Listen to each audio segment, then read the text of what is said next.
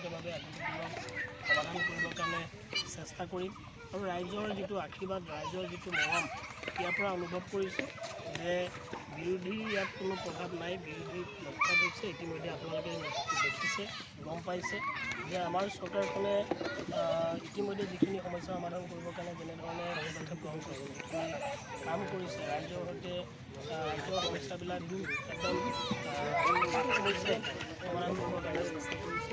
সেইকাৰণে আমি অনুভৱ কৰিছোঁ যে ইতিমধ্যে আপোনালোকেও গম পাইছে যে আমাৰ সকলো জিলা পৰিষদ জিলা প্ৰতিযোগিতাই দুখন জিলা পৰিষদত ইতিমধ্যে 4জনকৈ কেণ্ডিডেট আছে, কি ক'ব? ইয়াতকৈ বিৰোধী কোনো তেনেকুৱা ধৰণৰ নাই আচলতে আপোনালোকে ইতিমধ্যে দেখি পাইছে যে এইটো এটা গুটিবাৰী অঞ্চলৰ এটা ৱাৰ্ডৰ এটা চুক। এই ৱাৰ্ডৰ জনসাধাৰণৰ লগত আমি বহাই নাই, আমি চুকে চুকে বহিছোঁ। এই চুকৰ ৰাইজৰ সমৰ্থন আমি যেনেধৰণে লাভ কৰিবৰ কাৰণে সক্ষম হৈছোঁ, গতিকে তেওঁলোকৰ পৰা মনৰ ভাৱবিলাক আমি বুজি পাইছোঁ যে ইয়াত বিৰোধীৰ কোনো প্ৰভাৱ নাই আৰু চলাবলৈ আহিব নোৱাৰে। গতিকে আমি ভাবিছোঁ কাৰ্যকৰ্তা আছে আৰু ভাৰতীয় জনতা পাৰ্টীৰ যিসকল আমাৰ কাৰ্যকৰ্তা আছে তেওঁলোকৰ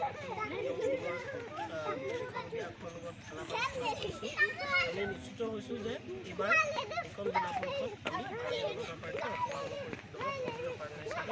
আমি তুলনাত আমি ভাল বুলিয়ে ক'ব পাৰোঁ। কিন্তু আমাৰ ৰাজহুৱা অনুষ্ঠানৰ ভিতৰত বিশেষকৈ এই আমাৰ যদিও এই বিহুতলীবিলাক থাকে যুৱক যুৱতীসকলে যি আজি এই বহাগ বিহুৰ মাজতে যি নিৰ্বাচন হৈছে এই বিহুতলী আজি দিয়া এনেই আমাৰ গছতলৰ বিহু হয় বা মাঘ বিহু এটা হয়। গতিকে সেইখিনি ক্ষেত্ৰতো আমাৰ বিজেপি চৰকাৰ বিজু হাজৰিকা ডাঙৰীয়াই বহুখিনি সহায় সহযোগ কৰিছিলে।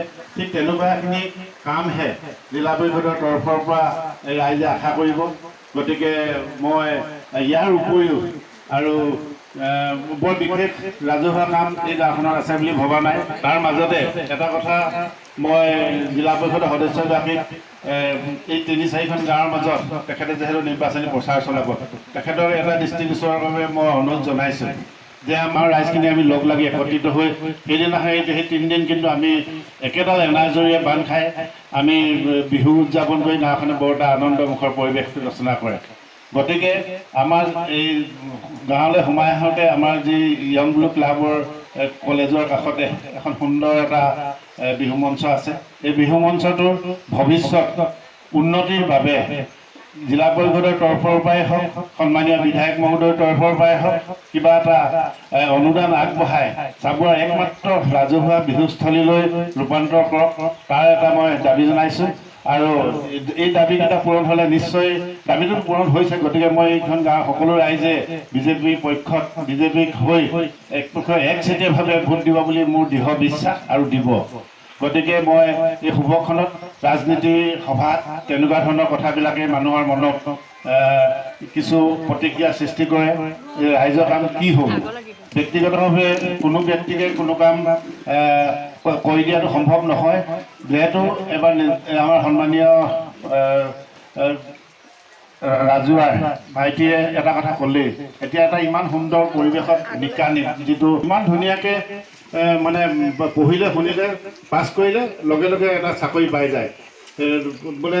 আজি পঢ়ি থাকোঁতে মাজতে আহি যায়। এদিন মই এখন ট্ৰেইনত গৈ থাকোঁতে এটা মানে ওচৰতে এটা কৈছে এটা ফেমিলি কৈ আছে মোৰ ইয়াতে এপইণ্টমেণ্ট এখন পালোঁ ছাৰ।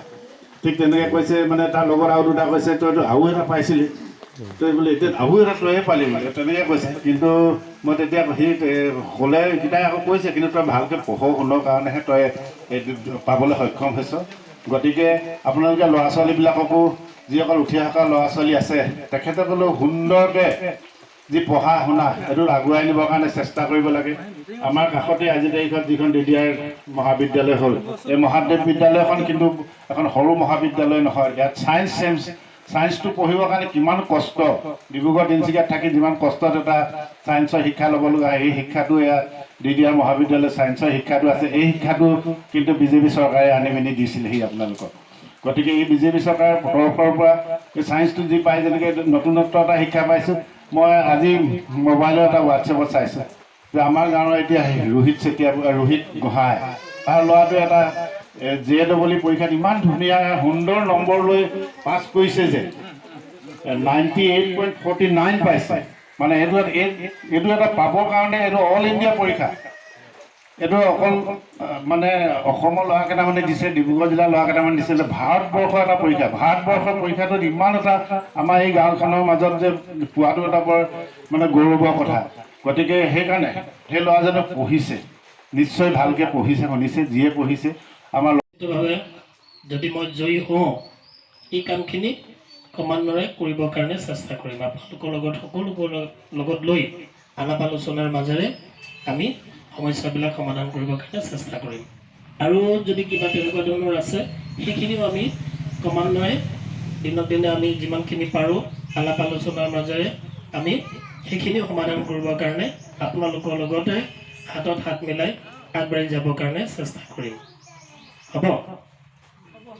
তাকে ৰঙালী বিহুৰ শুভেচ্ছা জনাইছোঁ আপোনালোকক সকলোকে, আই মাতৃসকলক শ্ৰদ্ধা জনাইছোঁ। আপোনালোকৰে পুত্ৰ ভাতৃ তেনেকৈ ধৰণে ভাবি আশীৰ্বাদ কৰিব, আশীৰ্বাদ বিচাৰিছোঁ যাতে আগন্তুক দিনত আপোনালোকৰ কাৰণে সেৱা আগবঢ়াব পাৰোঁ। একেকৈ মোৰ চমু বক্তব্য সামৰণি মাৰিছোঁ। ধন্যবাদ।